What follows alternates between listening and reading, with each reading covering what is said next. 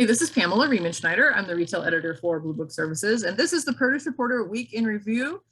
Greg and I have been in sunny Southern California, although at different times and at different functions. I visited the California Avocado Commission for its open house leading up to California Avocado Month, and then we kind of tag, you're it, and he went to BrandStorm, and I'm really bummed that I missed BrandStorm this year, but I had a good reason. I mean, my favorite band in my hometown.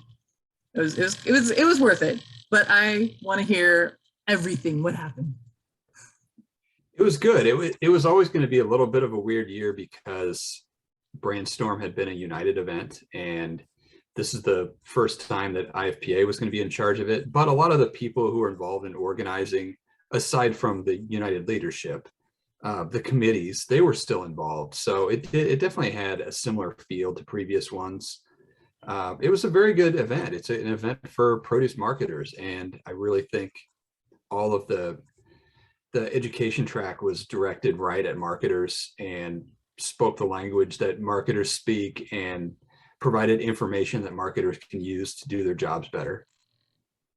Yeah, for me, BrandStorm was one of the few extremely successful virtual conferences because the quality of the audience there, that audience is a bunch of front row sitters. Everyone wants to be engaged, everyone wants to talk, everyone wants to be part of the presentations. And you had a presentation about what's going on in the supply chain and how inflation is affecting it, and then how these marketers who are your audience can take that to both their leadership and to consumers. So how did that go? What were some key takeaways? Well, it went really well. Hopefully people thought it did. My idea was to present basically, here's what inflation is, here's what it's doing to produce, here's what it's doing other places in perishables in the grocery store, and then also some broader consumer trends. For instance, I had a couple slides showing that over 90% of consumers say that they notice inflation and it's affecting the way they're spending. And so if anyone's questioning, where consumers fit on it, consumers feel it. It has to be addressed. And if you're a marketer working with your customers, you have to be able to address it and speak toward it and be educated on it. And especially, I had a lot of different slides that showed the variance, both conventional and organic, of different commodities and how some have been strongly affected by inflation, some have not been. And it's weird, like one of the slides I had, like lime prices were way up over last year, but lemon prices were barely up over last year. And so there's a lot of even close things. Berry inflation is pretty high, but berry sales are really strong. So it's like every item kind of had a little bit different story. So I encouraged marketers to really get to know what they sell and how it's affecting them and how it's different than, berries are different than potatoes and they're different than bananas. Bananas, for instance, have had very little inflationary effect at the retail level, but it's because retailers aren't allowing it to happen. There's definitely inflationary effects in the supply chain. They're just taking it out on that item. I can't speak to that as far as how much it is and what's going on, whether it's right or wrong. Retailers do what they do, but marketers still have to be able to explain what's going on. Well, I mean, I think it's a fascinating topic, and I think it's interesting that you pointed out, and this is a fun segue into our next topic. Berry inflation is there. I mean, we're not seeing 99-cent clamshells of strawberries right now. That's just not happening. But there's the sales of berries are still up, but there's an even higher berry coming to a wider audience. And we've had a press release from them before, but Oishi, a Japanese berry company, has been growing pilot programs in the Northeast, I believe just in the New York market, of really high dollar strawberries. So it's really interesting that while we still have the everyday Joe, everyday Jane consumer is really concerned about inflation, there is still a lot of room for people looking for super premium stuff. And is it because they're trading out of restaurants and going into the stores and I think these Oishi berries are also going toward high-end food service as well. So everybody's got to eat. We're all going to spend money on food. And if this is the luxury we're going to have, there are luxurious options in food as well. So they just announced they're opening its largest and most technologically advanced farm yet, I believe in New Jersey.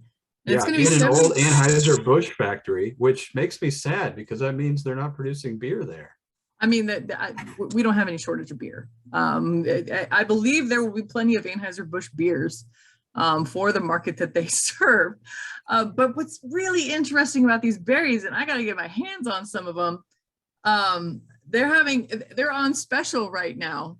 It's $20 for 11 medium berries or 8 large berries. The special edition first flower berry will remain at $50 for a tray of 6 berries.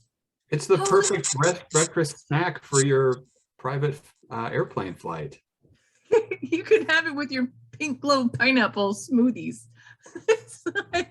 It just seems, I mean, as an everyday consumer, it seems a little absurd, honestly. And I have tasted some amazing berries out there. I've been out in a field and had berries right out of the field that were they're just outlandishly good. I've had prototype berries that were coming from some of the greenhouse growers. I mean, Berry World and the grower that works with Master Nardi has the dream berries and all those other ones that are in there.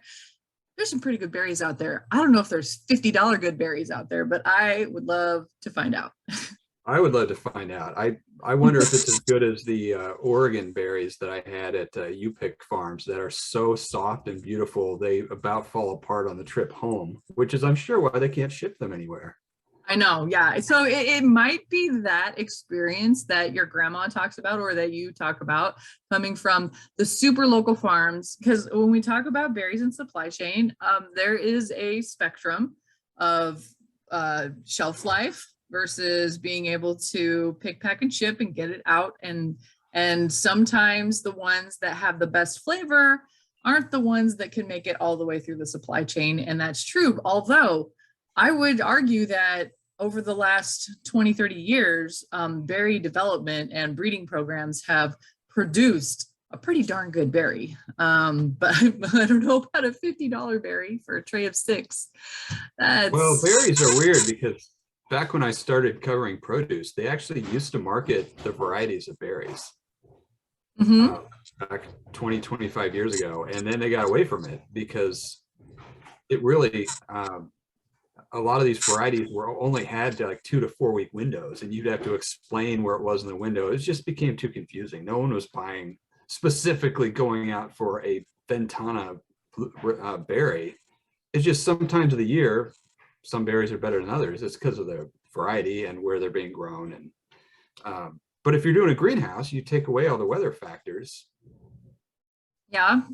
I'm really interested because I feel like if people ask me often about what the big get is in agriculture, what's the biggest topic that we really need to be paying attention to? And I really think it is indoor farming is one of the biggest ones. And some of the most profitable items that they can get out of these, berries is one of them. And a lot of the growers are really dialing in on leafy greens. And that brings us to our next topic. And it's a fascinating one because we've been talking about this for a while. And Calera, which is it's a worldwide brand. I think they're actually based in Germany, but they have US operations that have been getting started over the last couple of years. They inked a deal with US Foods, one of the largest food service distributors, this week, where they are going to have what's called the Serve Local program. Kalera and its wholly owned seed technology business will work closely with US Foods to develop and launch new products for US food customers across the country. And the one nugget in this press release that I thought was, and they buried it at the bottom. For Calera, the partnership represents an opportunity to allocate up to 50% of its United States production capacity to the restaurant and food service industry. That is a lot. I mean, we've got a lot of really fast developing stories coming out of greenhouses right now. And if greenhouses can harvest a comparable price, comparable quality, leafy green out of there and get it into food service, that's where the dollars are. I mean, that's where the volume is. Well, you and I have had Calera leafy greens, and it is a very high quality item. And I see no reason why it couldn't be a success and a signature at restaurants because it's a really excellent leaf lettuce. It's Right, just, right. it's expensive to make right now because the economies of scale aren't there. And if it's going to remain a premium product, it can stay above a field grown product price wise. It Yeah. just, will restaurants be able to get the return on the investment? I don't know. They might be able to. I mean, people might say, man, that's a fantastic salad. I've been talking a lot, especially as we've been able to get back out on the road. I was at CPMA. I talked to some leafy greens growers, got a fascinating story coming out of that one pretty soon. And I talked to a couple of growers that are seasoned growers in the industry. And one of them was like, we are paying attention to being able to grow romaine indoors. And it's really challenging. And they're coming at it going, if we were growing a head-to-head comparison, head of romaine indoors, it would become commoditized, and we don't want to be commoditized. We want to be a premium greens grower. Valid, absolutely valid.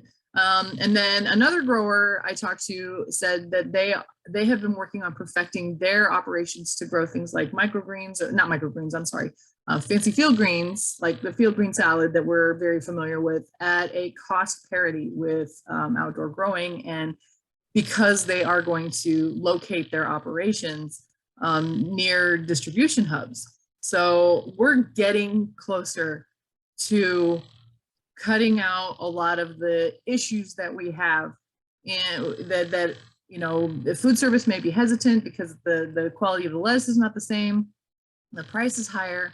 But when we add in transportation and logistics, we're going to get parity eventually. And I think with what's going on in transportation right now, the parity is going to come sooner rather than later. Yeah, but remember last year there was, I don't remember which company it was, but one of the CEOs said with this amount that's been invested in this market that there are certainly going to be winners and losers. Right. That was 80 Acres Farms. Yeah. Yeah. Okay. Once we get up to a point where more of these become really financially viable and commercial quantities, there will be ones that get shaken out because unless they really create more demand, it's not going to be there, especially if they're going to be in that premium level. Yeah, I think that's what's happening in a lot of industries right now, where we had a lot of very rapid development and a lot of venture capital going into them. I've read a lot of Business Insider articles about things like ghost kitchens that are kind of flaming out right now, where they had huge gains really quickly, and then perhaps they grew a little too quickly and aren't able to keep up with what's going on. If you saw what happened with DoorDash in New York, where they offered $15 off of a lunch and flooded restaurants, and restaurants couldn't keep up with it. So this is all not without snags and hiccups. And, it's kind of like sit back and get some popcorn and watch some of this play out. The bicycle ultra fast grocery, I saw one, the Getter, actually got banned in Amsterdam because the bike friendliest place on this earth doesn't want bike grocery delivery. They were causing too much traffic. Yes. So, I mean, some of this stuff that's coming out of here is just really fascinating to watch. So there's a one that was Russian that had to shut down operations. Yep. No, I'm really surprised that another one in New York didn't just buy up all their stuff. Because they were all at about the same kind of development stage. And it just seemed like it would be a natural merger kind of opportunity to just pick up some stuff for free. I mean, you can get some cheap bikes, I guess. Maybe they shipped them all back to the motherland. All right. Well, that's it for this week's Produce Reporter Week in Review. If you are not getting the Produce Reporter newsletter twice a day, you need to go to producebluebook.com and sign up.